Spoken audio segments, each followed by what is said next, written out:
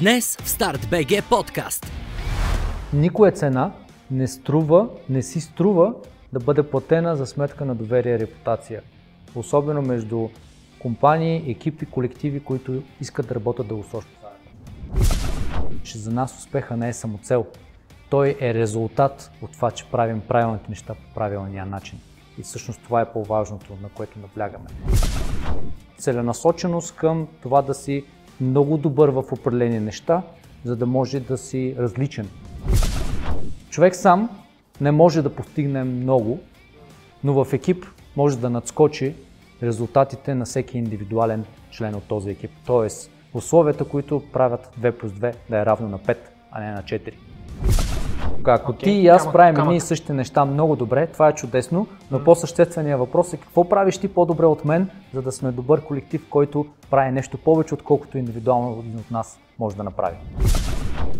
Разбираме как се решават истински бизнес проблеми посредством хора и посредством софтуерни технологии. Къде искаш да работиш? На място, където се чувстваш добре. Във време, в което си най-креативен. С хора, които се забавляваш, докато създаваш. В компания, в която иновираш и се развиваш. Има такова място. Научи повече на mobilewaves.com/careers.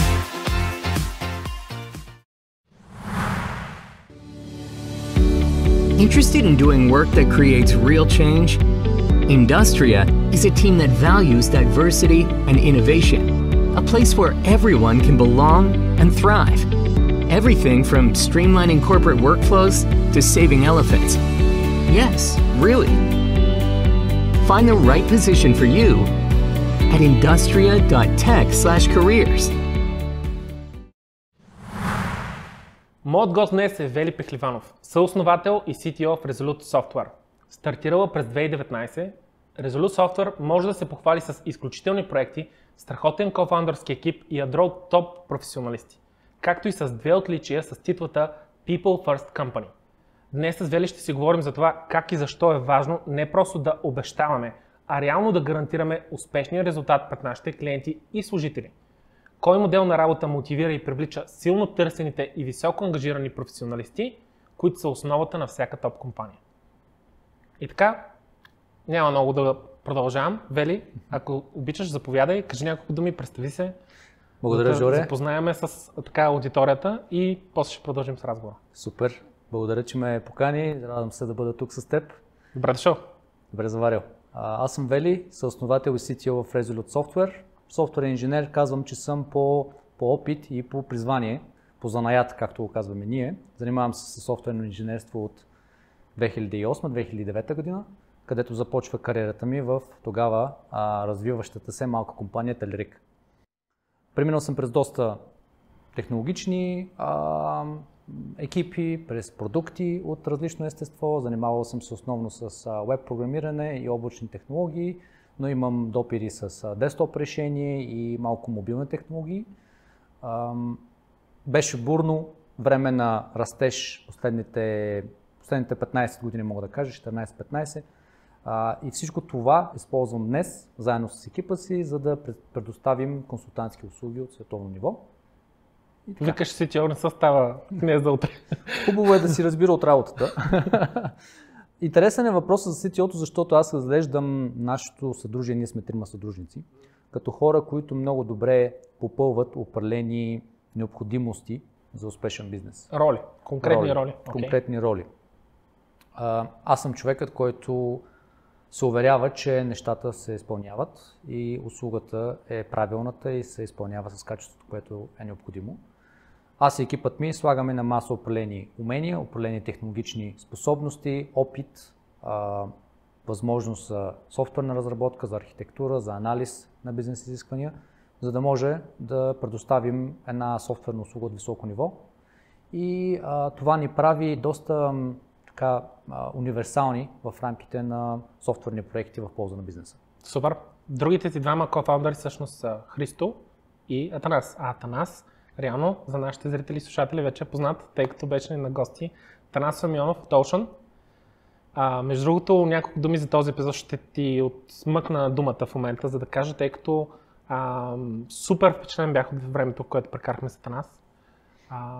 Едно от нещата, които излъчва, нали, не го познавам по никакъв начин, по начина и дълбочината, по която ти го познаваш, но това, което аз останах с впечатление, че преди, нали, че той е по-зрял с годините от нас, двамата, нали, принципите, които изповядва нашата екосистема, вашата компания, някак си при него усетих, че са интегрирани на едно много сериозно дълбоко ниво в неговата личност. Някакси годините са му дали тази възможност да озрее при осмислене нещата.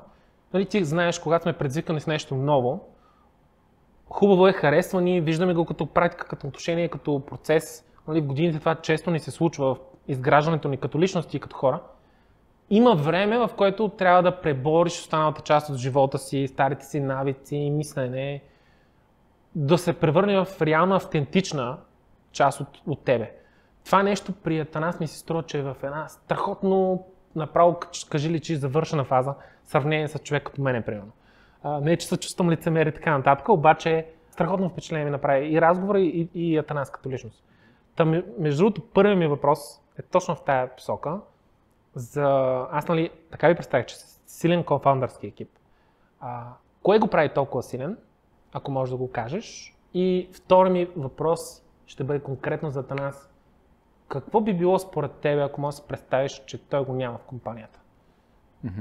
Какво ще ви липсва? Много интересно. Ще започна с това да опиша какво според мен прави този кофаундърски екип наистина силен. Първо, искам да кажа, че съм абсолютно съгласен с описанието ти за Атанас и за неговите принципи. Той е човек, който наистина живее според това, което за него е принцип, житейски, професионален в едно и разпространява това знание, тази визия за балансиран живот и с успех, но и с хармония с всичко, с всичките му елементи и целенасоченост към това да си много добър в определени неща, за да може да си различен от другите, да си специфичен, да имаш собственото място под слънцето, в рамките на което си изключителен в нещо, което правиш. Мога да кажа, че с тази визия за това как се гради бизнес, си допадаме и тримата кофаундъри. Хора сме, които имаме много различна опитност и много различен бекграунд. Хора с различно, може би дори ако щеш, поведение професионално, но с общи цели, които се допълват много добре. Това е първият аспект, който според мен ни прави силен колектив и силни съдружници, защото имаме обща визия за това по какъв начин се гради бизнес. Това е основата на всичко, визията. И има ли някаква друга съставка, която ви помага да работите като едно звено, един организъм? Определено има много. Визията бих казал, че е първата и може би от по-важните, защото аз много обичам сравнението с орел, рак и щука, знаеш приказката. И много често се получава така. Особено когато говорим за двама, трима и повече в колектив, които трябва да вземат решение базиране на консенсус. А в едно съдружие е добре да има консенсус за решенията, които се взимат. Макар и то понякога да предполага различия във вижданията за това какво е решението и как трябва да се вземе. Ние много добре успяваме да стигнем до този консенсус и споделяме една обща стратегия, защото визията ни за бъдещето, за това къде искам да бъдем и по какъв начин искаме да създадем успеха и условията за този успех, там се припокриват. А иначе има много други фактори. Ние слагаме много разнообразен опит на масата спрямо това какво се изисква за един успешен бизнес.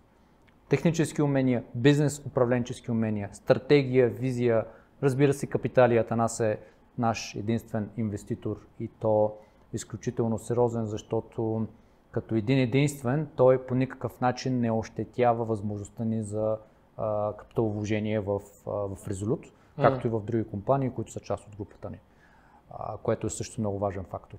Но по-важното дори от капиталите според мен е, че освен, че ни е инвеститор, той ни е и ментор. Професионален ментор с целия си опит и визия, за които и ти разказа.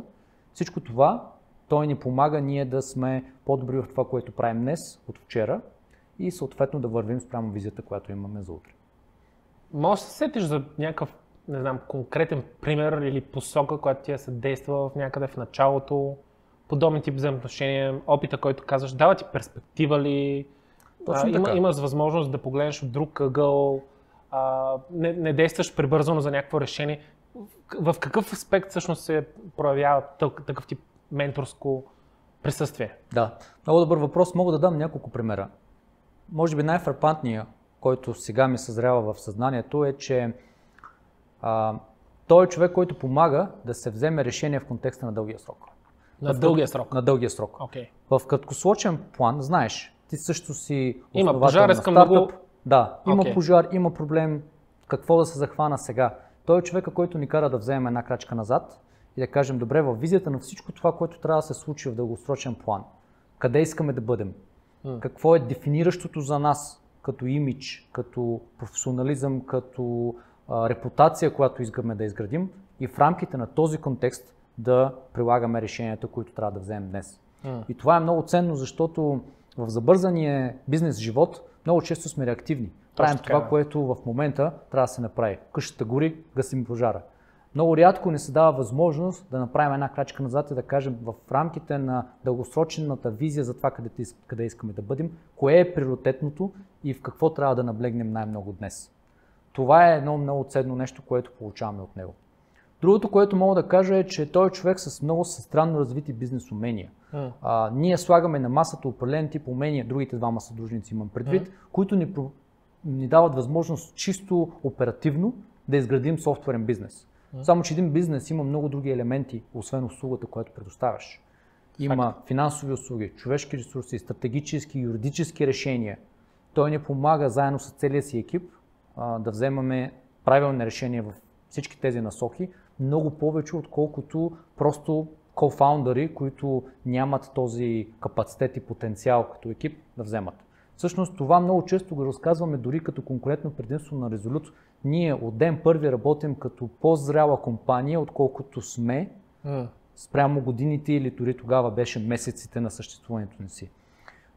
Това, тези дори ако ще shared сервис услуги, юридически, финансови, IT, оперативни, ни дават възможност да предоставиме оперативна дейност и услуга от калибъра на много по-голяма компания. Между другото, това на мен ми направи впечатление, още докато се готвих за този епизод, който ще направим интервюто ни.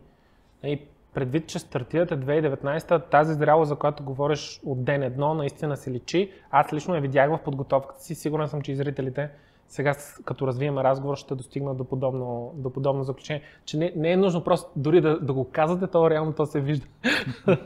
Това исках да кажа в коментара си. Добре, а теб какво те подготви най-много в кариерния ти път до момента за ролята ти на CTO? Да. Кое е нещо, което така ти те подготви, което ти липсваше също? Имаш ли такова? Да. Да, мога да кажа, че от двете имаше. По отношение на подготовка, аз съм човек, който обича да гради върху това, което е правил преди. Може да го наречеш дори праволинейен. Обичам следващия камък, който сложа в професионалната си кариера, да стъпва стабилно на предишните, които съм поставил. И се считам като човек, който не си е губил времето на празно с всичко това, което е правил през последните 14 години по отношение аз искам така. към IT кариерата си. Ама само се го искам. Ами, между другото, това е и голяма доза късмет. Аз се чувствам късметлия в това отношение, защото работя с много хора и искам да ти кажа, че срещам изключителни хора, които са имали смелостта да правят много драстични промени в кариерното си развитие и са имали смелостта да изоставят години опит и инвестиция в усилия в умения, които днес не им вършат работа. Окей, този подход е много различен, близък до моя. Как ти помага на тебе? На мен ми помага да разбера, че нищо не е за винаги. Единственото нещо, което е константно в живота, е промяната. И като част от много обучения, на които съм бил и въобще така малко по-философска визия, която съм изградил за живота, смятам, че промяната трябва да се прегърне и да се приеме много позитивно и проактивно, а не да се бяга от нея. Това като личен принцип ми дава възможност, прави по-лесно за мен да пробвам различни неща, включително и да зарежа в даден момент успешна корпоративна кариера през 2019 година, за да създадем стартъпа Resolute Software тогава. Натрупало се, викаш, достатъчно това прегръщане на промяната като естествен. Определено е така. И дори и преди това, аз винаги съм бил човек, който е търсил предизвикателството там, където вече е в зоната си на комфорт. Сменял съм често екипи, организации, искал съм да пробвам винаги различни неща, нови технологии. Дори ако щеш в професионалното си развитие, разделям до сегашния си опит на 3 фази. В първата фаза, естествено като софтуерен инженер се учиш да си добър в този занаят. Да пишеш качествен код, да знаеш принципите на софтуерното инженерство, всички тези необходими качества, за да може да си добър в инженерната специалност, която практикуваш. Във втората фаза аз се наричам leadership умения и на натрупването на менеджерски и лидерски умения. В тази фаза се учим да работим с други хора, обикновено. Аз тук, като човек, който е правил достатъчно грешки, много грешки през времето, съм се, така мога да кажа, научил от много полезен опит и конструктивна обратна връзка от всички хора, с които съм работил, за да мога да разбера, че всъщност човек сам не може да постигне много, но в екип може да надскочи резултатите на всеки индивидуален член от този екип. Тоест, условията, които правят 2+2 да е равно на 5, а не на 4. И всъщност като лидер се стремя да намерят тези условия и да ги изградят така, че хората да работят в синергия и всъщност тази синергия да създава по-големия резултат от индивидуалните усилия на всеки един. Кога става тази синергия? Как се създава? Мога да кажа, че се става, когато има правилните условия за това, които са няколко. От една страна говорим за експертност, по начин, по който дава възможност всеки да сложи на масата умения, които са ценни за това, което искаме да постигнем като резултат. Дори ако щеш, допълващи такива умения. През годините съм имал различни опити за стартъп. Това не е първият ми такъв опит. По една или друга причина, в момента говорим за Resolute, а не за някои от предишните ми компании. И простата причина за това е, че в онзи момент на развитие не съм бил достатъчно зрял да осъзная, че всъщност успешният колектив е този, който допълва с липсващи качества и умения членовете на екипа. И това е нещо, което е така много сериозно просветление за мен. То ще слагаш на масата хората, уменията, които не са, как да кажа, под въпрос, това са професионалисти и виждаш с яснота какви са ти възможностите. Какво може да надградиш, до голяма степен и близо до с какво може да надградиш. Подход. Точно така. Ако ти и аз правим едни и същи неща много добре, това е чудесно, но по-същественият въпрос е какво правиш ти по-добре от мен, за да сме добър колектив, който прави нещо повече, отколкото индивидуално един от нас може да направи. И това е първата съставка на рецептата, според мен. Втората е много важна също и нещо, което ние в Resolute сме и въобще в рамките на групата от компании под Ocean Investments сме превърнали в част от процеса ни на подбор. Смятаме, че има определени условия и характеристики на всеки един човек, които го правят по-подходящ за работа с други. Като темперамент, подход, като поведенчески култура, модели, като мотивационни фактори, като дори ако щеш, като чисто психологическо, емоционално, интелигентно поведение. И зрялост на етапа, в който е в момента. Зрялост. Хората не сме статични същества, различните етапи, много правилно обърнем внимание, са различни и се развиваме и може да покажем други поведения в бъдеще спрямо сегашните ни. И в крайна сметка трябва да отчетем, че няма грешни хора в този модел. Просто има съвместими да работят заедно и може би не толкова съвместими. Всъщност ние в Resolute търсим тази съвместимост между хората, така че те на едно емоционално и социално ниво да могат да се допълват, да работят като сплотен колектив. Това е поредна индикация за зрелостта всъщност на компанията ви, тъй като вие имате фреймворка, подхода, метода и дори системата за подбор, да имате яснотата какво трябва да се направи, за да може да оцените хората, които идват на интервю, процес и така нататък. Не само какви са като личности, ами всъщност как и реално имат ли подходящия фит реално с организацията, с екипа и така нататък. Точно Тоест, така. окей, има го риска и неизвестността при всички компании и тези, които имат такъв процес, те, които нямат и са стартиращи, нямат този бекграунд, умения и така нататък. Яснота има и в двата случая, само че в едните има голяма, в другата има по-малка и контролирана. И до голяма степен, всъщност, нали, по темата, за която ще си говорим, трябва да се гарантира, не просто да се обещава нещо, трябва да се гарантира крайния успешен резултат. Нали, става въпрос за проект, както ще се говорим след малко, или става въпрос за проекта, новата ми кариерна Точно така. реализация. За екипа и организацията. В екип, технология и така нататък. Напълно съм съгласен и даже отстрани, може би отвън, изглежда така. Резолют имат много тежък и тромав процес на подбор на хора в един иначе много динамичен IT пазар. Конкуриращ се IT пазар. Където днес се запознаваме с теб, ти си програмист и кандидатстваш за работа, до края на деня аз ти пращам оферта, защото си опити на мен много успешно ми трябват хора. Да, факторите са такива, на нас всички много успешно ни трябват хора, но какво гарантира, че ти и аз сме успешен екип, ще бъдем такъв и ще можем да намерим тази сплотеност и синергия, която ще ни направи удовлетворени от съвместната работа. Това не са техническите умения или пък техническата работа. Това не е достатъчно. Да, пазарът е много динамичен, всеки малко по-опитен, но дори и по-неопитните ни, според мен, софтуерни инженери имат много голяма свобода да избират технологии, да избират проекти, да избират предизвикателствата и задачите, с които искат да се занимават. Буквално с силната страна на пазара на труда в момента те.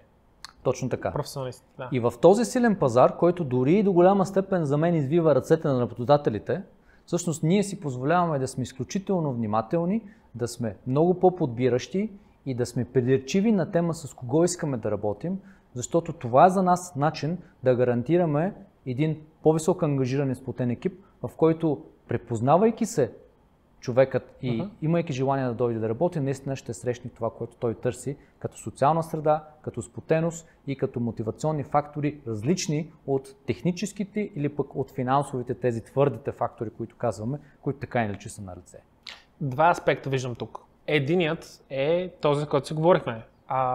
Не действате реактивно, а действате визионерски. Къде искаме да отидем? Защото ако действаш реактивно, трябва да има човек, защото има пожар, този изглежда добър, дай ще вземем, както се действа в много случаите. Всъщност ти буквално трябва да имаш способността и желанието да го направиш по другия начин, т.е. визионерския начин, за който сте разбрали и за който споменахме. Второ, нещо, което трябва да имаш е да можеш да си го позволиш. Трябва да имаш инфраструктурата, трябва да имаш компанията, системите в останалите аспекти. Буквално, за да мога да кажеш да и не, нали? Тъй като ти много неща мога да искаш. И аз сега искам сикспак и така нататък, но трябва да отида в фитнес, нали? Има си цена, това искам да кажа, че за да може да го казвате това нещо, окей, предвирчиви сме и така нататък, буквално вие казвате да на цената, която трябва да платите за това. Казали сте да на цената, която трябва да сте платили в миналото, за да мога да го кажете сега. Точно може ли да разкажеш всъщност малко повече за това? Каква е тази цена, която трябва да плати една компания, за да може да подхожда по този начин в такъв пазар, където професионалистите могат да имат толкова много предложения за тях и всъщност са разглезени в кавички или без кавички на пазар на труда? Точно тази цена, за която говорим, всъщност е за мен цената, която всяка една българска софтуерна компания трябва да бъде в състояние да плаща. Какво имам предвид?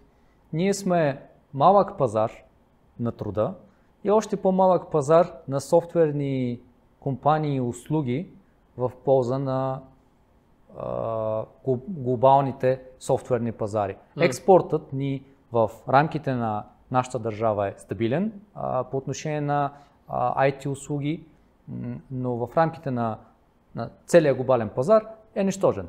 Което означава, че ние нямаме човешкия капацитет да се конкурираме с големи, да речем, индийски компании, въобще индийския пазар. Дори в рамките на източноевропейския пазар има по-големи и апетитни дестинации.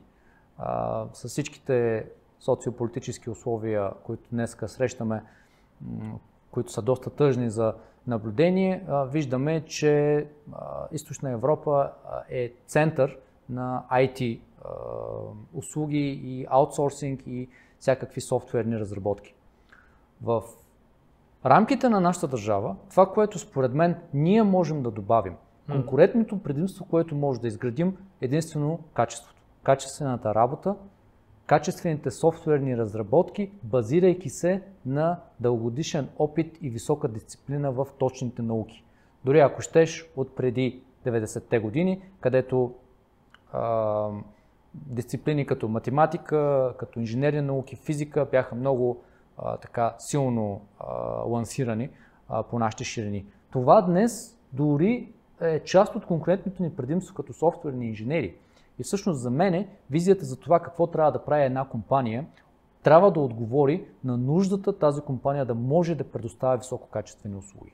Разбира се, как става това? Според нас в Resolute рецептата е много проста. Работим с добри, качествени, опитни и мотивирани хора, които искат наистина да дадат най-доброто от себе си и не искат да правят компромис с качеството на труда си.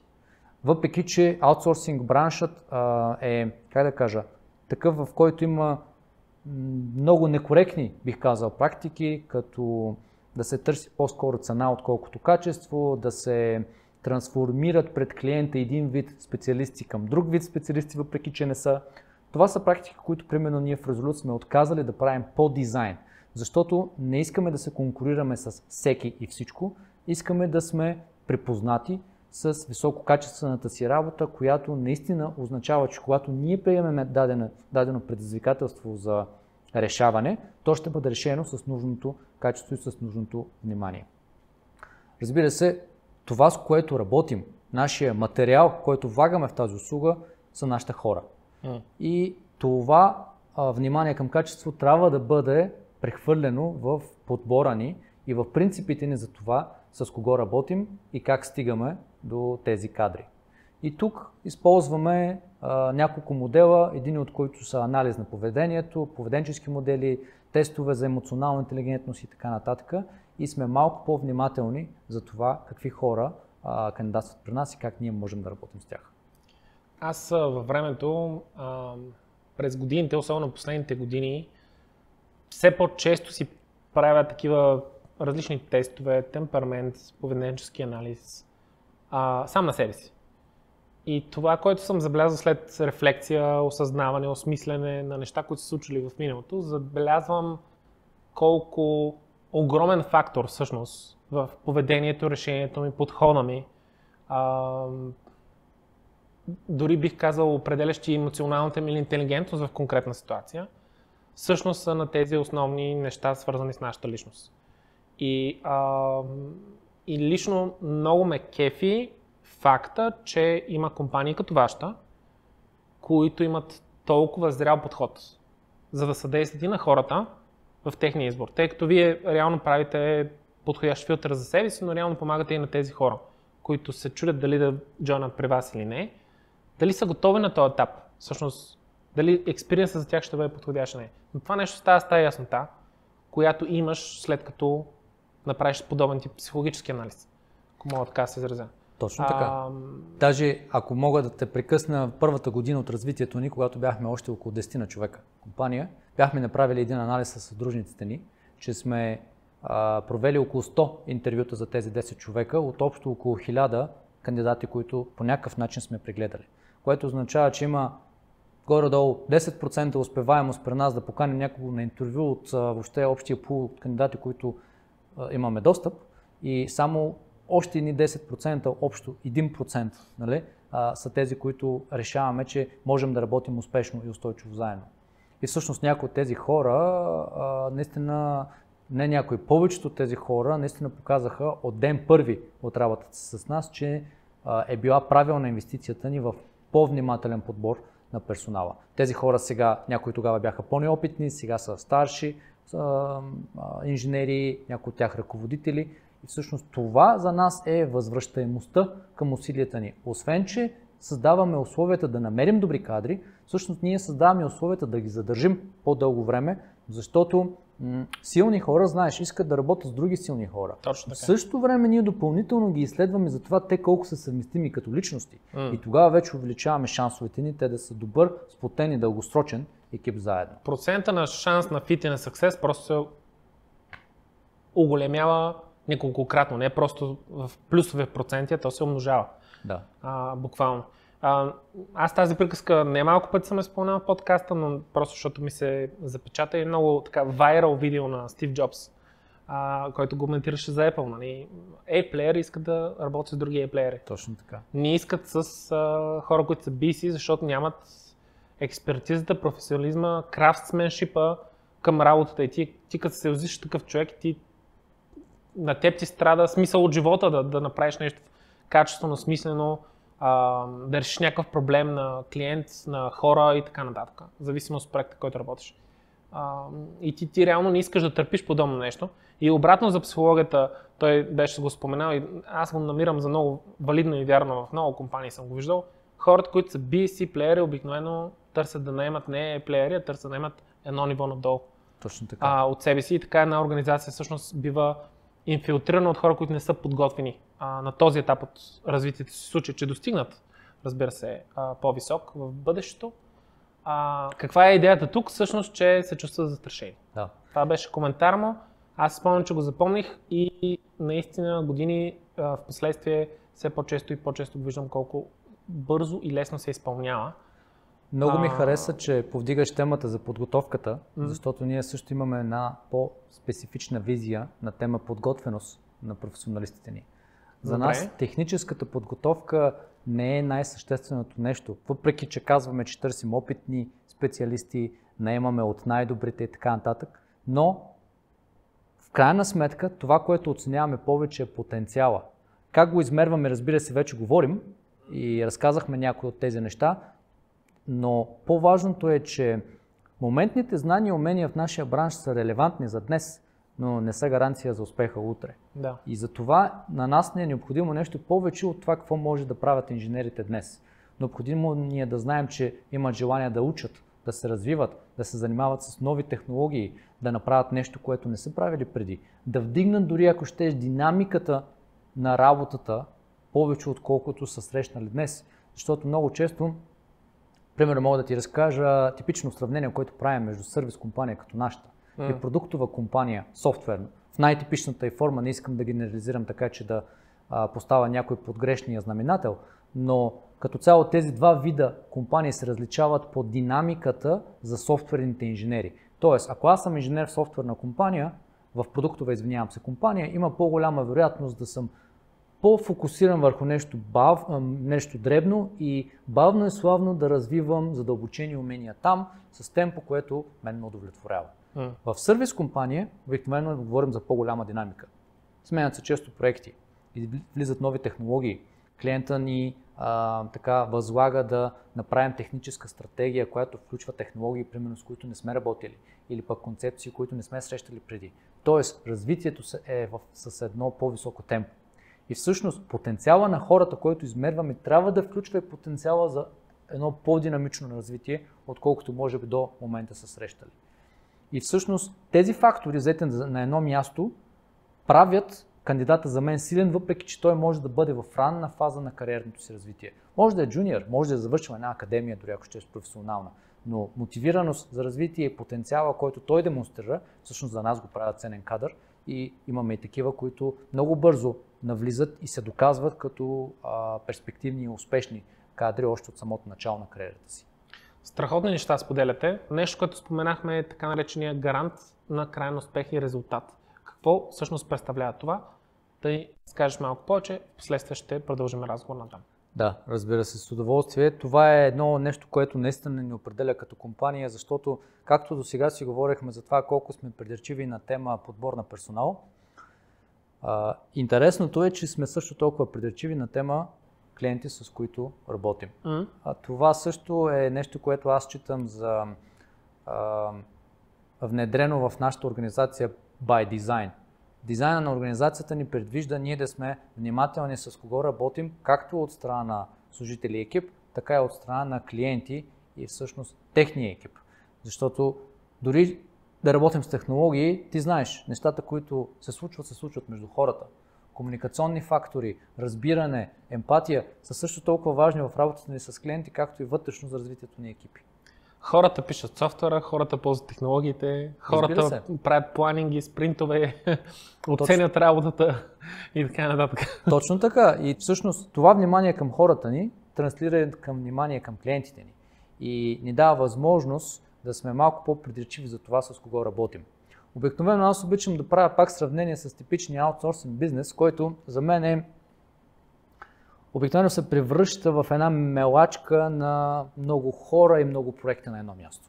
Всякакви хора се наемат, всякакви проекти се възлагат и единственото нещо, което не може да се гарантира, е качеството или мотивираността на екипа. И всъщност аз даже споря, че много често успешният резултат в такива условия е по-скоро случайен, отколкото целенасочен. Защото няма условията, той не се случва by design, той се случва by accident. By accident. Защото ако някъде фита е подходящ, проектът е хубав и звездите се наместят. Точно така. Нали, малко грубо се изказвам, но... На практика е така, аз съм го виждал много пъти да се повтаря и всъщност това за мен е проявление на един друг момент, за който може би ще си поговорим след малко, а именно когато един човек се аутсорсва, един инженер, какво е поведението, което се стимулира в този инженер. Аутсорсинг компанията го продава на CV и казва, ти сега си част от клиента Хикс. Ето ти два мити, 3 синьора. Да. И той спира да бъде част от компанията, за която работи, примерно Resolute, и отива да бъде част от клиента Хикс. Това означава, че той не може да участва активно в изграждането на екипната култура и сплотеността на компанията Resolute. Какво прави Resolute, за да го предотврати това нещо? Казва на клиента си, виж, ти ни възлагаш на нас този проект, ние го решаваме като екип и като компания, на която ти си възложил решението на тази задача. Ти не си откупваш от нас просто програмисти или ги наемаш, ти възлагаш техническото предизвикателство и ще получиш решение, което удовлетворява бизнес нуждите. Това за нас е съвсем друга бира вече. Защо? Защото запазва хората ни в рамките на екипа Resolute, в който работят, независимо в чия полза, за кого, за кой клиент работят. Допълнително това дава възможност ние да привлечем в процеса на разработка специалисти според нуждите им. Ако ти в момента работиш с 2 инженери даден проект или с 5, да речем, но ти трябва 6, който е със съвсем други умения, ние сме в състояние да го привлечем и да го сложим там, независимо, че клиентът има договор за определен брой инженери. Това е така, защото той никога не наема просто конкретни инженери, а той е възложил проекта за изработка към нас. Да, реално вие продавате намирането и реализирането на решение на проблема, а не хората. Нашето предложение е решението на бизнес проблема. Ако той включва софтуер, разработваме софтуер. Може да включва чисто бизнес и човешки процеси, в състояние сме да разрешим и тях, понеже освен софтуерната дейност, ние може да предоставим бизнес анализ, project management и въобще управление на цялостната промяна, когато трябва да се модернизира или дигитализира някакъв бизнес процес при клиента. Въпрос имам. Това предпочита ли се от клиентите като подход? И въпрос на това би бил, има ли случаи и кога са те и защо биха възникнали, в които клиент умишлено да работи против това да имате такъв ownership върху конкретната резултат и проект? Да, много добър въпрос. Мога да кажа, че се предпочита от определен кръг от клиенти, които търсят точно това. И всъщност тук навлизаме в позиционирането на Resolute Software в глобалния IT сервис пазар. Ние сме компания, която съществува, за да решава трудни, стратегически важни за клиентите ни бизнес и технически проблеми. Това означава, че не сме аутсорсинг компанията, на която да възложиш за праволинейна изработка система, която ти си измислил и ти трябват инженери, обикновено гониш ниска цена, за да може да ти излезе в бюджет и въобще сравняваш, отиваш и крос-шопваш инженери, така се каже, на пазара, търсейки най-ниска цена. Това не е за нас и ние не сме в тази ниша на пазара, поради проста причина, че тя не е интересна за нас. Да, ние можем да го правим това нещо, но всъщност нашите инженери, както си говорим за тяхната мотивация и подбор, всъщност те имат нужда от това да разрешават предизвикателни проблеми, да се развиват в този бранш и да усещат, че дават добавена стойност много по-голяма просто от кода, който са написали. Това ни позиционира в по-високия сегмент на IT сервис пазара и за него, разбира се, си има определен вид клиенти, които търсят всъщност консултант, който може да ги преведе през процеса на трансформация и дигитализация, повече отколкото просто да им разработи парче софтуер. Аз това си мисля, че реално са двете страни на една монета. От една страна трябва да имаш клиента с това осъзнаване, с тези бюджети, с това желание за кооперация с аутсорсинг компания, и от друга страна съответно и A-плеери служители, които имат гъвкавостта, инфраструктурата, способността, която осигурявате вие, реално да работят за тях и за да решат техния проблем. Двете неща, ако едната част няма как да съществува. Определено е така. Колата просто няма как да се движи. Ако имаш клиентите, нямаш топ перформерите, те няма да се справят задачата. Ако имаш топ перформерите, пък нямаш подходящи клиенти, шанса да те напуснат след някакво количество време, защото им е писнало, да се занимават с тъпи проекти, е огромен. И всъщност ти трябва да се тъпнеш и двете колела на велосипеда едновременно, за да може да карате, защото иначе няма как се получат нещата. Определено е така, и ти използва много важна дума тук, каза подходящи клиенти. И това е много вярно, защото клиенти има и за всеки пазар и всяка ниша може да се намерят такива. Ние търсим подходящите, тези, които имат осъзната нужда да наемат високо квалифицирана консултантска компания, която да им каже не само как се пише софтуер и да им го покаже, но да им направи архитектура, решение на бизнес проблема, дори от ранна фаза още на анализ на този проблем. Много често работим с клиентите ни от фаза, в която самия проект и дефиницията на проблема не са достатъчно съзряли и осъзнати от страна на клиента, за да може той да бъде възложен на софтуерни инженери за разработка. Говорим за фаза, която има анализ на изискванията, визия на технологичното решение, roadmap дългосрочен, системна архитектура. Това са дейности, които нашите консултанти могат да предложат, защото те просто не са просто софтуерни инженери, които чакат да напишат някакъв код. Те са консултанти, които искат да анализират проблема, да навлязат много бързо в домейна на клиента, в бизнес домейна, в който той работи, и да разберат какви са болките там, за да може да започнем да ги лекуваме. И има клиенти, които осъзнават тази нужда и всъщност търсят такива компании като нас и ние се радваме да им помогнем. Има други, които всъщност виждат, че не са на това ниво, че да могат да се възползват от такъв вид услуги са на този етап. Какво правят в такъв случай, ако не са на такова ниво? Каква е алтернативата за тях? Алтернативата за тях е ние ги консултираме и тях в един по-бизнес аспект на нещата. Алтернативата е те да стигнат до това съзряване от тяхна страна. Това, разбира се, отнема различно време. Понякога виждаме много така приятен и потенциален клиент, който обаче не е в фазата, в която да може да работи с нас. Типичната аутсорсинг компания казва: добре, възложи тук някакъв проект, започнем да работим. Тоест, дай да създадем бизнес opportunity, така че ние да започнем да правим пари от теб.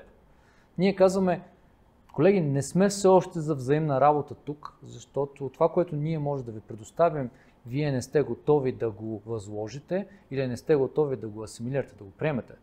Препоръчваме ви тези и тези дейности, project management, бизнес анализ от ваша страна, избистрете си концепцията, която трябва да възложите и да се срещнем след 6 месеца, след една година.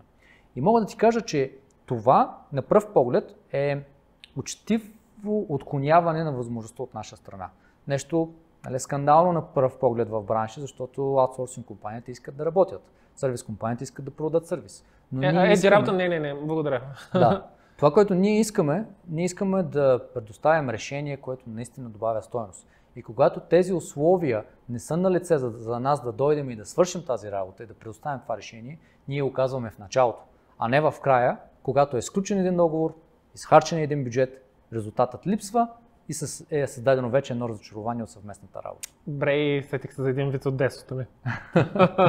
Докато те слушам, затова ще си позволя да го кажа. Не знам дали сте го чули, той е много специфичен и точно отговаря на това, което казваш ти. Тоест, вземат работата и резултата, ако се случи накрая. Да ти разкажа ли това? Да, с удоволствие. Става въпрос за куция дакел. Не знам дали си го чувал, обаче имало състезание между животни на надпревара на 3 обиколки. Принц в средновековието го организирал на някакво кралство и всяки животни са появили там. Пантери, слон, лъв, леопард, гепард, така нататък, костенурки, зайци и така нататък. И дошъл и Куция Дакел. И в навалицата отишъл и казал Куция Дакел на принца: принце, заложи на мен. Ще свърша работа, ще спечеля. Той не му обръща внимание на Куция Дакел и той продължава да вика: принце, заложи на мен. Накрая чул го, обърнал внимание, погледнал го. Скатва, това е абсурдно. Куция Дакел замислил се така, обаче той настоял. В крайна сметка казва: добре, ще заложа на Куция Дакел. Стартирали всички животни. След първа обиколка Куция Дакел на първо място. Зад него гепарда, леопарда и така нататък. След втора обиколка отново Куция Дакел на първо място, коментар е изключително въодушевен. Това е невиждано, нечувано, неочаквано и така нататък. И вече трета финишираща обиколка, първо място гепарда, втори леопарда, трети лъва, слона, четвърти, пети и на последно място са тътри Куция Дакел. Финишира той и принца отива при него и казва: какво стана, Куция Дакел?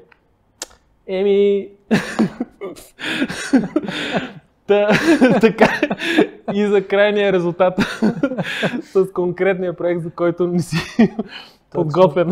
Точно това е типичното поведение. Което повечето аутсорсинг компании, които не могат да гарантират качеството, правят след като са разработили нещо. И съответно, за да не стигнем до ситуация, сме малко по-внимателни за това какво можем да направим още от самото начало.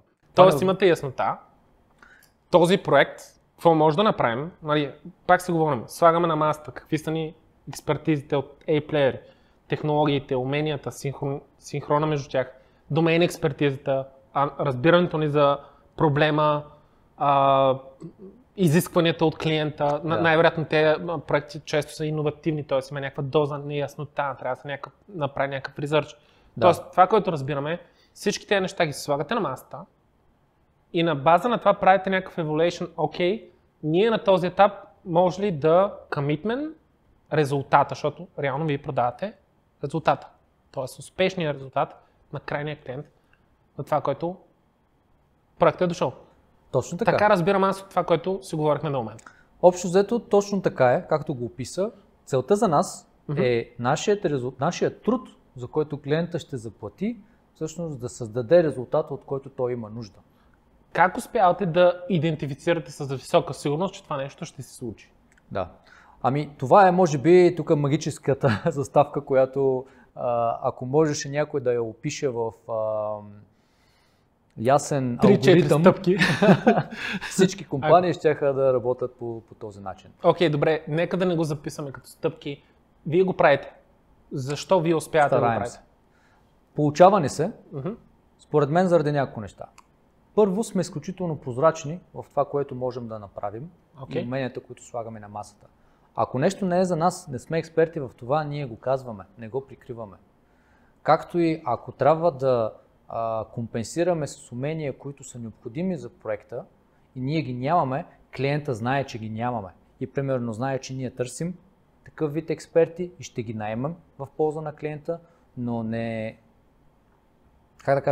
прикриваме факта, че в момента тези умения не са налични. Добре, това не увеличава ли изключително много шанса да не се получат нещата между вас? Всъщност, точно обратното бих казал. Увеличава изключително шанса да се получат нещата. Да се получат, защото клиента оценява тази прозрачност и честно отношение към проблема. И трябва да ти кажа, че много често сме се разделяли с клиенти с не можем да свършим работата за вас, с изключително уважение, които след това се връщат с задачи, с проекти, които пасват идеално на нашето умение и работим отново. И за мен това е правилният начин да водим бизнес отношения. В контекста на партньорство, в което една страна трябва да може да помогне, другата страна да стигне до решението и да добави стойност на бизнеса. Аз го разбирам под начина на доверие, това нещо, тъй като доверието буквално няма цена за едно общество, за едни взаимоотношения и за едни партньорски взаимоотношения между клиенти, съответно компания и изпълнител. Друга история, сега ще пропусна да я кажа някой друг път, може би, но начинът, по който съм си го представил следния. Ти си информиран, подходящ клиент, който е осъзнат за това какво иска и какви партньори търси. От едната страна идва компания, която казва, аз имам тези умения, нямам тези. Прозрачно и открито. Да. От друга страна има много компании, които казват, че всичко могат, всичко правят. Обаче той същия клиент не му е за първи път. Точно така. Не му е за втори път. Обикновено не им е за първи, втори или енти път дори. Той е пробвал този, който винаги е изглеждал, че всичко разбира, всичко знае, всичко може. Куци е дакел. Но много пъти нещата се пробиват. И какво се случва? Ти осъзнаваш практически като клиент информирано, че зад обещанията реално много често има подлъгване за възможностите. Реално. Един вид подлъгване. Някаква твърде завишена дори. гаранция. Да, по-добра дума от моята. Прикритост за реалните взаимоотношения. Няма тази яснота, няма тази прозрачност. Картите на масата в едни пълни партньорски, основани на пълно доверие взаимоотношения. И всъщност ти в един момент осъзнаеш колко страхотно стойностно е подобен тип доверие за това да сработят нещата. Ще дам малко страничен пример, но прибираш се вкъщи или в офиса, слагаш си лаптопа да се зарежда в електрическата мрежа и тя да работи. И колко важно е това нещо. Ти го знаеш, че го допускаш. Прибираш се, имаш интернет в офиса си вкъщи. Включваш го, има ток. Няма нужда да гадаеш, няма нужда някой ти обещае да се чуеш това ще е така или няма ли да е така. Ти знаеш, че това е така и се доверяваш на този процес, не го мислиш. Някой друг се е погрижил вече за това нещо. И ти можеш да мислиш за други неща. Окей, какъв имейл да напиша, как да изкомуникирам този си проблем и така нататък. Да фокусираш върху реални проблеми. И този момент с доверието на това, че това, за което е обещано, казано, уменията, които имаш или условията, които даваш, буквално ще ти бъдат доставени. Няма цена това нещо. Реално. Аз бих казал, че няма цена, т.е. никоя цена не си струва да бъде платена за сметка на доверие и репутация. Особено между компании, екипи, колективи, които искат да работят дългосрочно заедно. Всъщност това е нашата визия за това как се върши качествен IT сервис бизнес на глобално ниво. Ние имаме клиенти на 4 континента, от Америка до Австралия. Всичките ни клиенти, които сме придобили, или продължават да работят с нас от ден днешен, или за тях сме приключили проекти и при следваща възможност те отново биха ни предпочели, потвърдено с техни думи. За да е възможно това, ние се даваме сметка, че е много по-ценно да кажеш не мога, не съм за теб, няма да се справя, не мога да те направя успешен с тези твои изисквания или мои възможности, отколкото да кажа да, нямам проблеми, дай тук ще направим един много, ще поработим малко, пък ще видим. Парадоксално това не губи, а печели проекти и клиенти. Всъщност. Това е което ми казваш ти. Наистина е така. И резултатът, щастливият резултат за нас, който съвсем не е случайен според мен, защото вече си говорим за модела, който за нас е правилният модел, е, че ние можем да си позволим да сме приречиви с клиенти и познай, има повече клиенти, отколкото ние можем да свършим работа. Знаеш, в един сервис бизнес винаги има нещата с на кантар. Работа, хора. Кое е повече, кое е по-малко, трябва да се срещнат. Ако имаш повече работа и нямаш хора, проблем. Ако имаш много хора, нямаш достатъчно работа за тях, сериозен бизнес проблем. И това е постоянно. И това е постоянно. Ние сме щастливите компании, които винаги сме по-напред с работата и с проектите, отколкото можем да посрещнем спрямо таланта, който имаме. Това е заради двете причини. И по-предречиви към подбора, но и много по-прозрачни към клиентите ни за това какво можем и не можем, което създава високо ниво на доверие. И всъщност ние сме привърженици на това, че трябва да има доверие, дори когато нещата не могат да се случат заедно, отколкото да се счупи това доверие при, така да кажа, посредствени опити да се направи нещо с ясното съзнание, че няма да е добър резултатът. Това съм си мислил винаги, че не винаги, по-скоро последно време, че реално е психологически описва поведението на зрелите личности и зрелите компании. Тези, които са A-плеерите, тези, които знаят какво не знаят, уверени са в стойността си, в значимостта си, в цената си, нямат притеснението да кажат какъв е промяна. Да, и знаят обратно, какво слагат на масата. Тези, които обаче не са така, те реално са форсирани да се раздуват и да се прикриват. Просто защото имат необходимост да компенсират. Те се конкурират на един и същи пазар и трябва по някакъв начин да съкратят разстоянието между двете страни. И аз това си мисля, че просто естествен подход, по който всъщност ти предвид текущата ситуация се опитваш да се конкурираш на пазара. Ти много добре започна още преди малко в разговора, нали, каза, окей, глобално нещата са по този начин. Има демант, окей, България сме такава и така дестинация, ние трябва с качество. Нали, има си пазарни динамики, които форсират много неща при нас. Искат ли ни се, не искат. Въпросът е ти всъщност погрижил ли си се като компания, като основател, като екип, като финансиране, технически и всяко друго обезпечаване, да може да работиш по начина, по който е win-win за клиенти, за ръководство, служители, разбира се и за реализирането на екипа.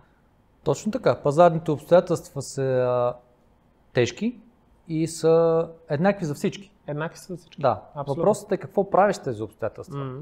Дали се опитваш да вземеш всичко всячески, да се захванеш и да припечелиш нещо, което между другото не е трудно в нашия бранш. Ние сме щастливи да работим в IT сектора от началото на 20 век, 21 извинявам се век и сме така успешни с бурния ръст на самия сектор. Повече дори отколкото с така се каже, брилянтните си умения като вид хора, защото инженерите са като всеки друг вид хора. Да, може би малко по-интровертни, не всички, надявам се. Благодаря за което, ако забелязваш. Да. Но фактът е, че тези пазарни обстоятелства, в които работим, ние избираме сами какъв вид поведение да демонстрираме. И за нас поведението, което всяка една компания трябва да демонстрира, трябва да бъде отговорно и да отразява един чисто човешки принцип. Защото хората сме такива и в работа, каквито сме и в живота. Аз не мога да съм изключително принципен и внимателен и професионален в работата и да съм, как да кажа, с други така не толкова морални качества в живота или обратното. И по този начин ние реално отразяваме нашите чисто човешки разбирания за това какъв вид хора, професионалисти и екип искаме да бъдем.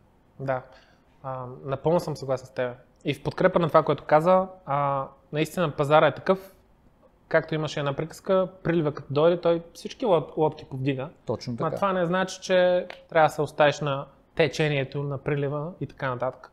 Имаш отговорност, твоите ценности и личности реално да ги живееш в това, което правиш и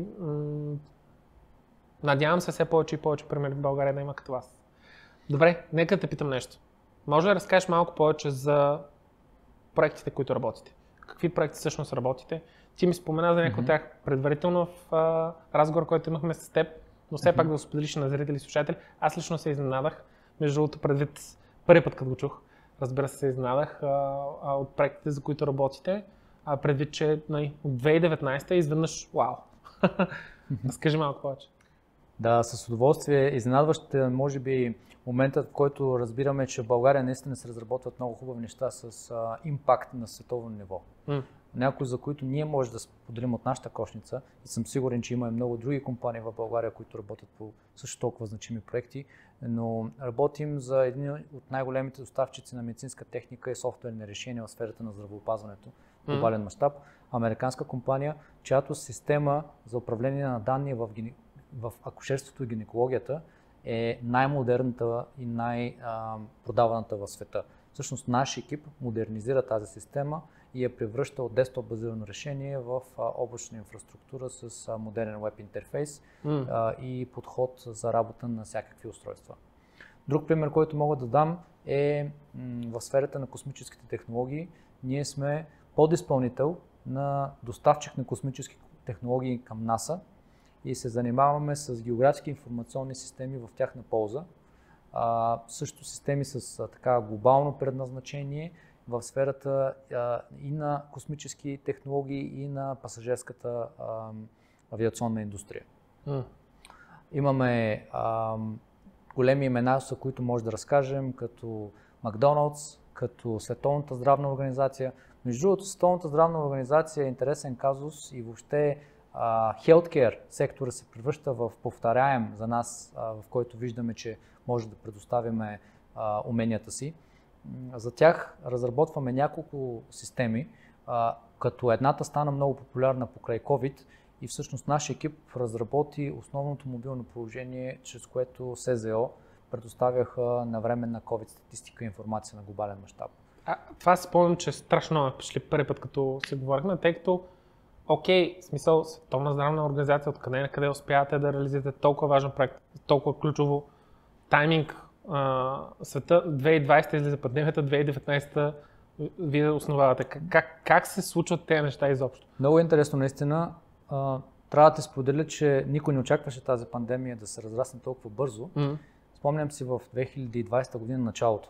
Аз бях в Женева, точно в щаба на Световната здравна организация и преговаряхме всъщност техническите изисквания към този проект и започвахме разработката му тъкмо. Тогава COVID-19 беше нещо, което се случва в другия край на света, някъде в Китай и се разраства. Беше тревожно, но тази тревога беше само по новините. Да, хората в щаба на СЗО го дискутираха, но нищо повече от това. Върнахме се в България, стартирахме работа по проекта, няколко седмици след това Европа беше под локдаун. И всъщност видяхме, че повече от всякога ние наистина трябва да сме сериозни в това, което сме тръгнали да правим, защото имам сега много хора, които ще разчитат. Огромна отговорност, реално.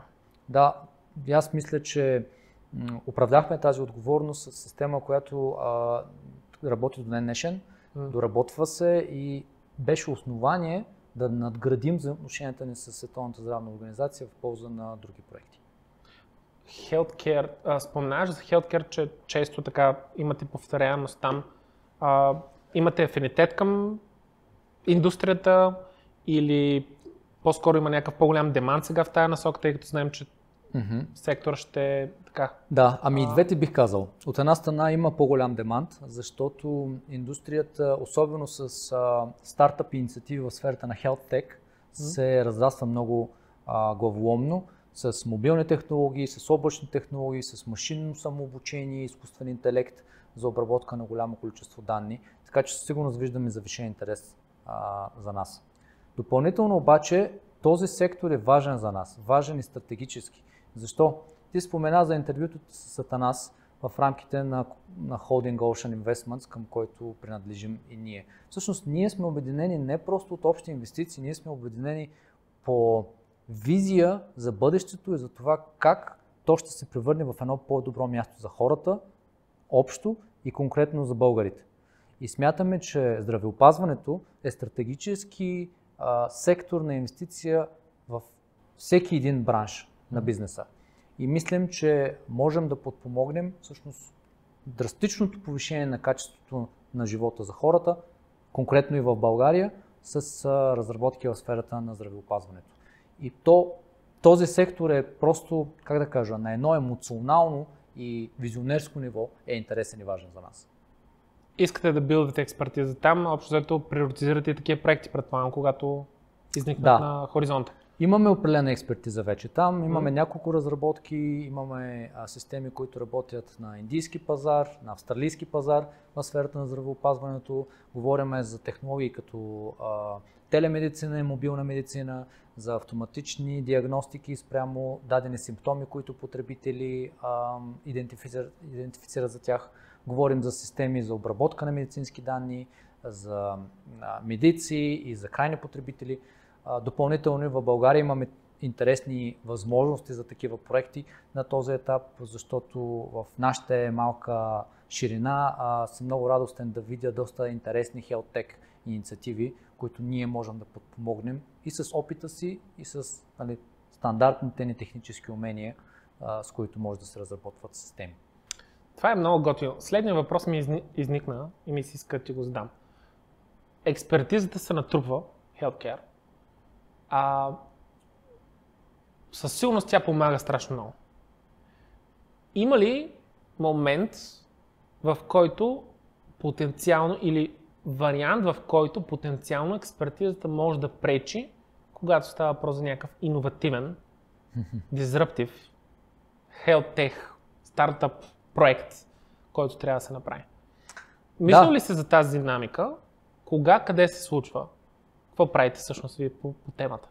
Има такива условия. Говорим тук за мен типичния модел thinking outside of the box. Да мислим извън кутията. Понякога е добре да нямаш така закоравял опит в дадена индустрия или даден домейн. Защо? Защото това, което се наблюдава, е много често свикване с проблемите и болките и заобикалянето им, когато дълго време работиш и познаваш даден домейн. Свикване и заобикаляне? Да. Тоест, моля да дадеш някакъв пример. Сещаш ли се как да го... С удоволствие. Разработваме една система, за един от основните ни клиенти в Щатите, която модернизира системата за управление на криминални данни на полицейските управления в Щатите. И типичният пример, който даваме към този вид въпроса е когато полицейските служители, офицерите, са свикнали да използват едни дебели лаптопи в патрулиращите коли. Даже може да се вижда в филмите. Такива, да, където ти проверяват номера набързо, преди да те спрат. Знаеш, в Щатите те спират след като полицейската кола кара за теб известно време и вече те е проверила. Всъщност, това, което се получава е, че тези хора работят с системи, които са доста неефективни вече или пък отдавна отживели по отношение на модерни технологии и интерфейси. Но те толкова са свикнали към това потребителски изживяване, че ако ги питаш какво искат днес, ще ти кажат искат същото. Искат по-бърз кон, както беше приказката. По-бърз кон, както казал Форд, а не нещо тотално иновативно. Всъщност тук, според мен, един от моментите, в които ние като компания, която до тогава нямаше опит в сферата в щатите се нарича Criminal Justice Information системи, в сферата на сигурността, всъщност успя да редефинира цялостното потребителско изживяване на един такъв вид система. Как? Какво се получи? Аз направо ме шокираш, защото става въпрос за конкретните офицери на реда и техния потребителски преференс и компания от България. Какво влияние всъщност имате възможност вие да упражните? Бих казал огромно. Ще ти кажа какво точно. От една страна, ние сме хората, които изграждат системната архитектура на модерната версия на такъв вид решение, което означава, че ние можем да дадем подходи за много по-ефикасна работа с тези данни, за много по-голямо бързодействие на приложенията и за работа от всякъде, включително при прекъсване на свързаността, да речем, в патрулната кола или пък когато офицерът, да речем, влезе в зона без обхват. Много често тези хора влизат в гори, влизат в някакви местности, в закрити пространства, където системите спират да се свързват с сървъра. Тогава какво правим? Тази система трябва да продължи да работи, да обработва информация надежно. И когато се свързи обратно с сървъра, да прихвърля информацията по един начин, по който да не създаде сътресение за потребителя. Всъщност това са технически решения, които ние взимаме и които повлияват на начина, по който тези служители на реда използват системите. Друг пример, User Interface дизайнът, който ние предоставяме на клиента в полза на модернизиране на тази система. Всъщност ние създадохме интерфейсен дизайн, който дава възможност тази система да се използва еднакво продуктивно на голям екран, на десктоп, да речем в полицейски участък, на малък екран, да речем малък лаптоп или таблет в патрулиращата кола, или на устройство като таблет или телефон за офицери на реда, които ги взимат и проверяват данни далеч от колата си. И по този начин отворихме нови хоризонти за работа с една и съща информация. Тези неща, между другото, аз не съм запознат до такава степен с работата на полевата работа на тези органи на реда и служители, но като цяло знам, че всяка една секунда на хубава продуктивност, която имаш различни устройства, които те ползват, е изключително важна. Тъй като те работят в много стресови понякога ситуации, трябва да вземат решения, които зависят от животи, хора, и всъщност всеки един момент, всяка една секунда, всяко едно спокойствие, в което може да се довериш, че системата наистина ще ти помогне в тези критични случаи. Ти описа, нали? Нямаш обхват, гората си и така нататък. буквално има огромен импакт. Определено е така. Огромен импакт има. Тъй като тези хора трябва по всякакъв начин да им се съдейства.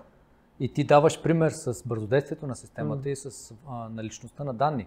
Аз мога да ти дам и пример за интерфейса на тази система спрямо значимостта на този интерфейс за такива кризисни ситуации, за които говориш. В Америка, когато полицейски служител провери даден автомобил преди да го спре, ако тази система посочи, че автомобил е регистриран на лице заподозряно в някакво нарушение или пък притежател на оръжие по някакъв начин, полицейският служител има друг оперативен процес. Той, за да предпази собствения си живот, не спира колата сам, вика подкрепление. Представи си, че информацията не е предоставена по начин, по който да покаже съвсем ясно, че шофьорът на автомобила всъщност е притежател на оръжие. Или пък служителят на реда трябва да потърси тази информация изрично, вместо тя да бъде веднага сведена до неговото внимание. И всъщност колегите от американския клиент, с които работим, споделиха, че имало смъртен случай преди 2 десетилетия в този точно сценарий, в който служител на реда всъщност не е забелязал в системата, че е регистрирано оръжие на шофьора. И е подходил не с необходимата доза внимание, и е бил прострелян. Процедури и така нататък. Да. Така че говорим за значимост на резултата от технически аспект и като бързо действие, и като интерфейс дизайн, и въобще значимостта на инженера в тази ситуация, когато говорим за човешки животи. И това е отговорната позиция, която трябва да бъде осъзната от нас, инженерите, които имаме шанса да работим по такива значими проекти. Плюсове има. Чувстваш се значим, че работиш по нещо толкова яко и важно. Има ли минуси за работа подобна? Защото не е всичко е цветя и рози. Къде виждаш, ако има такива?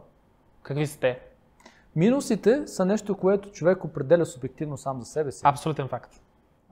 Мисля, че за един инженер, който иска да бъде, ще го сложа в кавички, оставен на мира, да си шопли кочето там, динамиката на такъв вид работа при нас би му дошла повече. Това той би определил като минус. Допълнително, нашата работа е свързана с постоянно учене.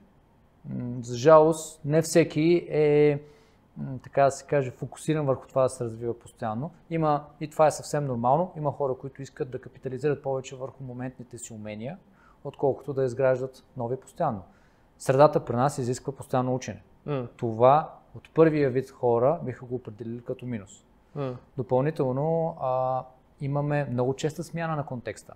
Ние започваме постоянно нови проекти, даваме на инженерите възможност да пробват нови неща, да сменят средата, но тази динамика също не е за всеки. Тя изисква определен тип майндсет на хора, които искат да се занимават с интересни неща и за които сегашните умения, които са натрупали до момента, вече са окей, супер, ще ги използваме, обаче дай да видим какво следва. Нови технологии, нови предизвикателства, нов интересен и значим проект. Това са мотивиращи фактори за определен тип хора и за друг тип, които не са. Всъщност това са условия с минус. Много зрял и страхотен отговор. Абсолютно съм съгласен с него, тъй като не беше точно в перспективата, която разсъждавах, но съм съгласен с това, което кажа. И аналогично бих казал примерно, както са интровертите и екстровертите. Да. Скоро някой го беше сравнил, интроверт отива на партии, това му изчерпва енергията. След няколко часа той се чувства изтощен. Екстроверт отива някъде, където има много хора, той се чувства зареден. Точно така. И едно и също партия. Перспективата обаче, плюсовете и минусите се оценят по различен начин спрямо човека, спрямо неговия темперамент, спрямо неговото личностно развитие, желанието му, къде се намира в момента и така нататък. Така е. И ти сега фит, нещата се получават. Точно така. И ти сега можеш да си представиш в нов контекст концепциите за подбора, които говорихме в началото на разговора ни. Всъщност точно тази методология ни дава възможност ние да идентифицираме хората, които биха били щастливи и удовлетворени в такава среда. Тя не е за всеки и е нормално. Не всичко е за всеки. Но тези, които искат и търсят тези фактори, ние може да ги предложим. И в същото време тези, които не намират тези фактори за привлекателни, ние сме длъжни да го разберем максимално рано и да им го представим по един много ясен начин. Затова и примерно си позволяваме да правим по-дълги технически разговори с хората, по-дълги интервюта, разказваме повече и ние.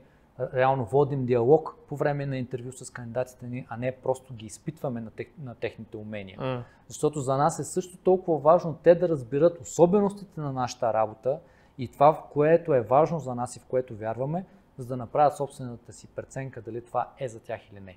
И няма нищо лошо да не е за тях. Въпросът е да го разберем рано, най-добре в процеса на запознанство, отколкото след първите 6 месеца или една година, когато разочаровано да се разделим от съвместната работа. Ако има нишки в нашия разговор, това сигурно е една от нишките, която аз лично на този етап от интервюто проследявам. И именно това ваше желание да не се действа реактивно, но да се сложат картите на масата, сиреч да има яснота. Да се плати цената от интервюта, разговори и така нататък. В крайна сметка цената, осъзнатият избор да е налично за всички страни и по този начин всъщност да се гради тази основа, тази култура, тази система, тази машина, която сте вие, за да може да прави яки проекти и хората се чувстват добре, докато го правят. Това е нещо, което много ми се набива. Яснота. Трябва да имаш яснота.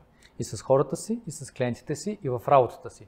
Това е определящото за нас, затова може би ще ти дам друг пример. Нашите инженери са пред очите на клиента, ако мога така да го нарека, във всеки един момент. Ние не сме от компаниите, които работят в тъмна стаечка и един project manager, да речем, или някакъв архитект е единствения свързочник с клиента. Ние сме екип, който работи пряко с клиента и всеки един от инженерите ни предоставя собствените си резултати, прави дема, получава обратна връзка от права ръка. Затова държим примерно на комуникативни умения. Това отново не е за всеки, нали? Това е, което си говорихме. Точно така. Не е за всеки и изисква допълнително умения. Не е достатъчно просто да можеш да пишеш код, трябва да говориш английски, трябва да можеш да се разбираш. Оценяваме високо кандидати с чуждестранно образование, защото знаем, че това са хора, които им се е наложило да изградят тези умения, най-малкото за оцеляване в чужбина. Нали така? И това нещо ни дава възможност ние да сме по-екстровертни като инженери и да се кефим повече на партията с клиентите, отколкото типично би било за софтуерни екипи. Много интересно. Сещам се за едно нещо, което пропуснахме да отбележим, поне така си мисля. По-рано в разговора си говорихме за трите етапа. Ти спомена трите етапа.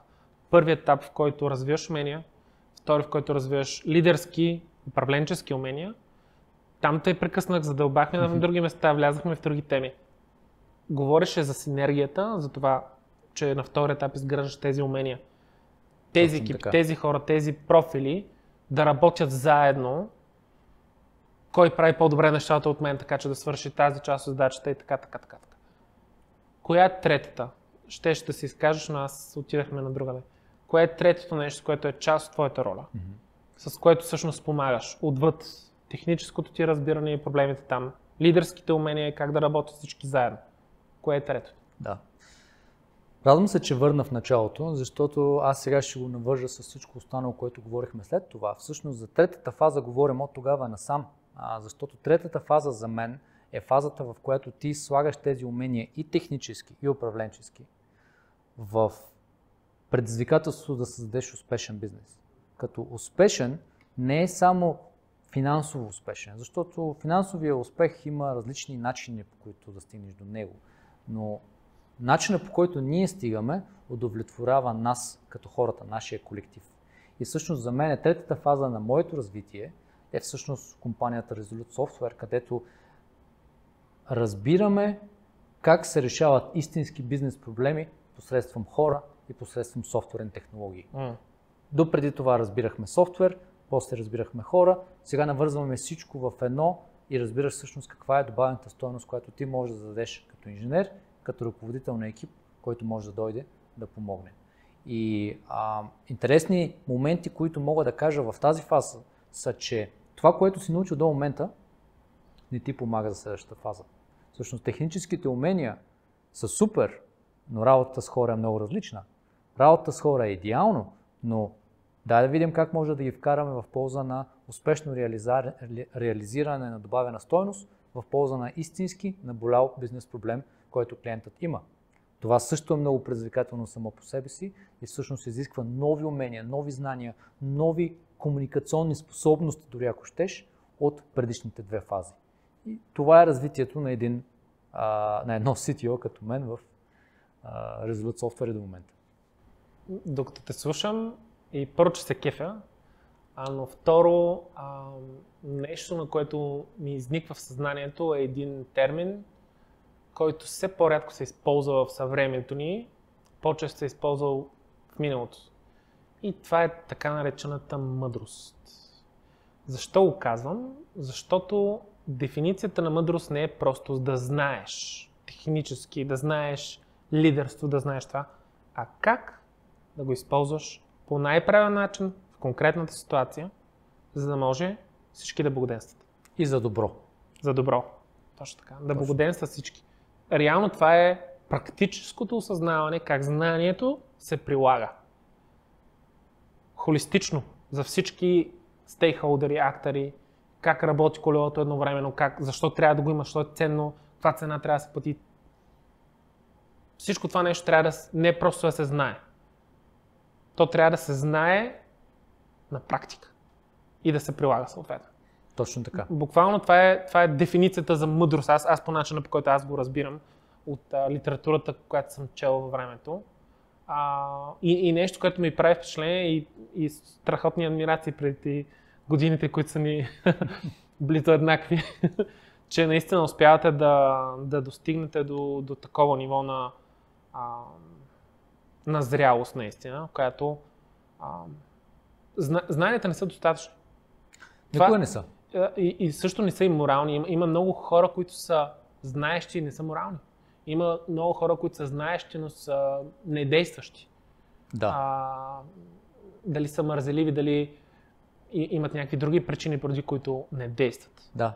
Това е типичен пример. Извинявам се, че те прекъснах. Казват за разликата между интелектуалеца и философа. И двамата имат знание, но интелектуалеца просто е застинал с това знание във времето и не прави нищо с него, докато философът е този, който може да го използва за по-добро. Факт. Всъщност, наистина, много са аспектите на...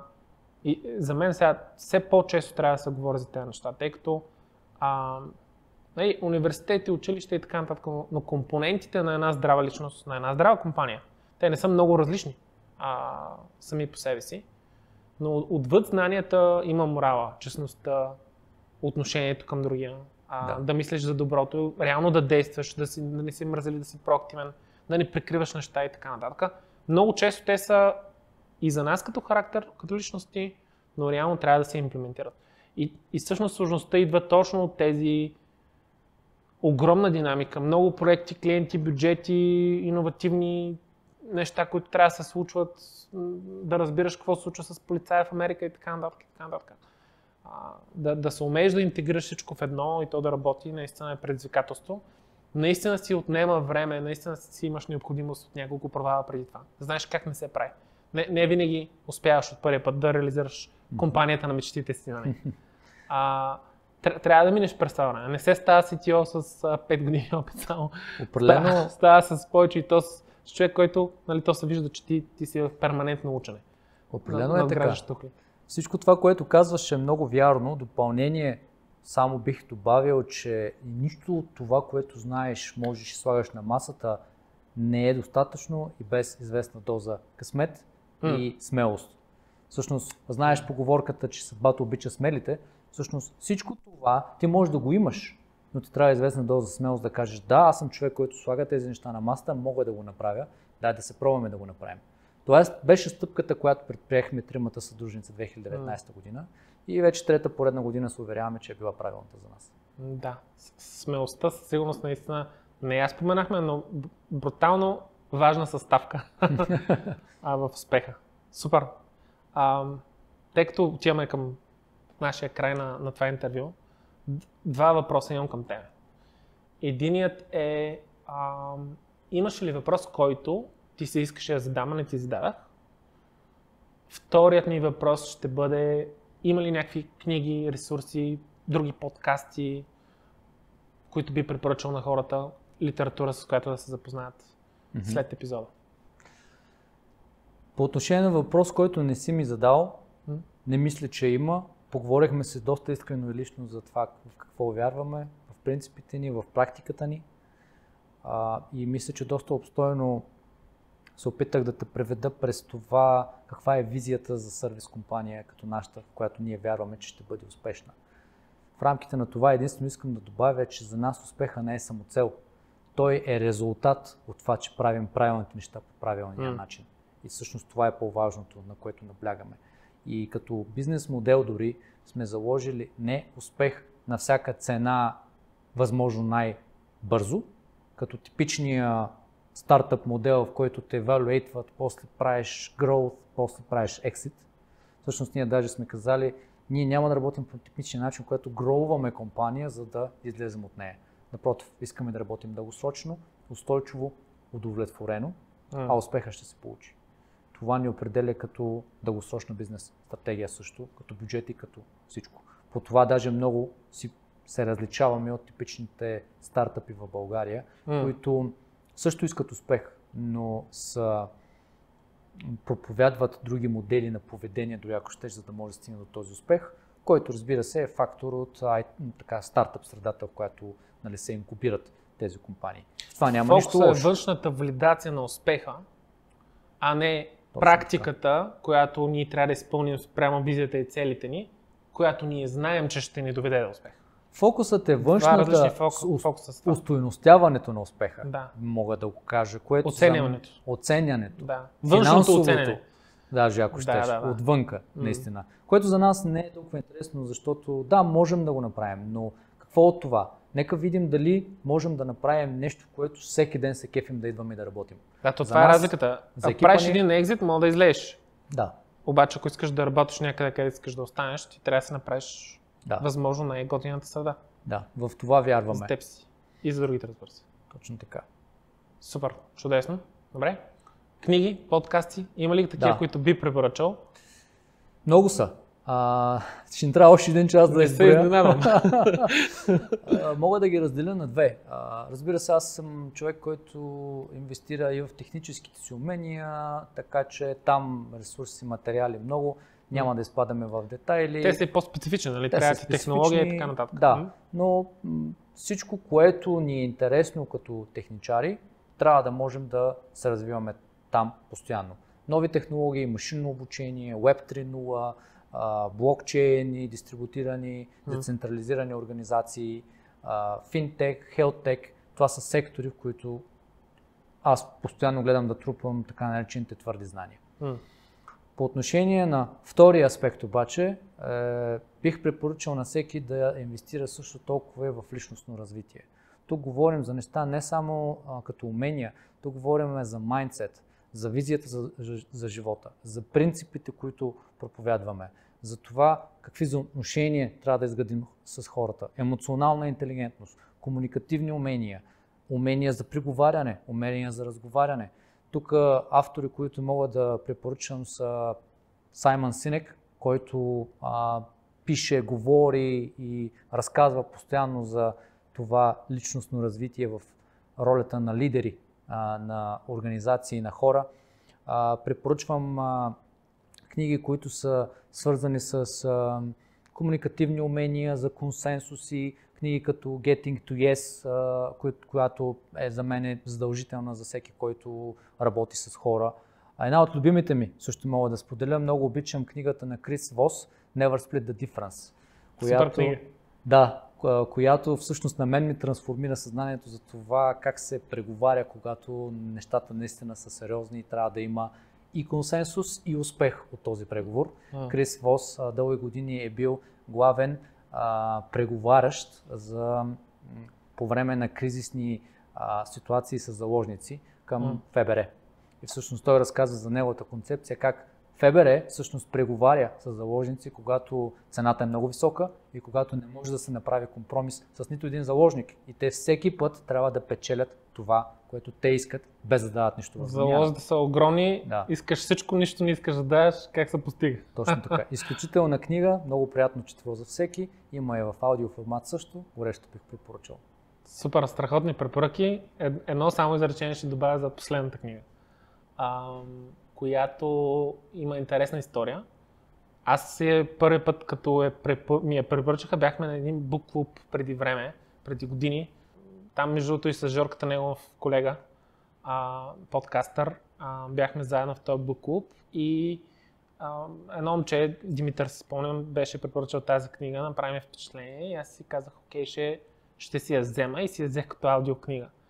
И това всъщност се превърна в единствената книга, аудиокнига, в Audible си я бях закупил, която в последствие си закупих и като hardcover. Специално приятел от Америка, той с едно куфърче с няколко книги, защото ние взехме малко повече и да раздаваме и така нататък на приятели, тъй като наистина и при мен имаше подобен тип предизвикащ импакт да променя нещо в мене. Много сходно и с мен. Аз също раздадох няколко копия и я имам и на аудио, и на хард копи, защото това е книга, която трябва да имаш. И е страхотно яко преживяване да слушаш и да четеш едновременно. Между другото, това е с ние мога да го направя много готино. Съгласен съм. Като подход. Книгата, между другото, сме препоръчвали няколко пъти в предишни епизоди и причината да го казвам е, че има защо. Едно нещо, когато се повтаря неколкократно, то обикновено има причина за това и именно защото книгата е страхотно качествена. И мисля, че за типажи, които малко повече се приличат с нас и интроверти, със сигурност още по-предизвикателно, още повече може да ти помогне в комуникацията с личности, с хора. Така е. И общо взето така. Добре, много ти благодаря. Чудесно участие. И аз ти благодаря. Страхотен разговор, много ми беше приятно. Не малко неща научих, бях предизвикан. Също така и очаквам, че за аудиторията този разговор наистина може да бъде полезен. Примерът, който давате, практикувате, не е лесен за поддържание, но за мен е наложителен, ако искаме още по-яко, готино бъдеще и за сектора, и изобщо за екосистемата и за държавата. Напълно вярваме в това. Не е лесно, обаче наградата е голяма, сигурен съм. On a day to day. Друг експириенс, когато имаш толкова хубав, голям колектив изграден и имате такива страхотни взаимоотношения by design, както казваш ти. Така че, благодаря ти за това участие. Желая ви успех за напред и много ми беше приятно. До нови срещи. Благодаря ти, Жоре, за мен беше удоволствие. Стигнахме до края на епизода на Start.bg подкаст. Споделете днешния епизод с приятел, ако мислите, че ще бъде полезен и ще се видим в следващият епизод на Start.bg подкаст.